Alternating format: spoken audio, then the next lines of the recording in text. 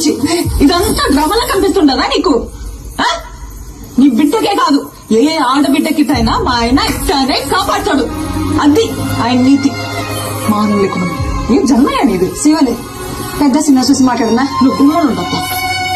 నీ కొడుకునంటే నువ్వు ఊరుకుంటావేమో గాని ఎవడైనా నా మొగుడినంటే నేను ఊరుకున్నదే లేదు.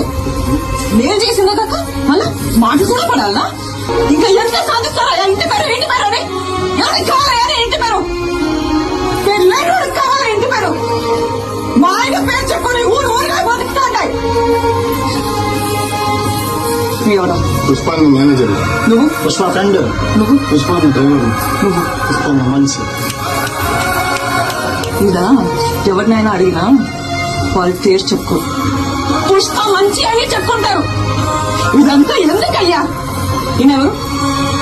పుష్పాలన్నా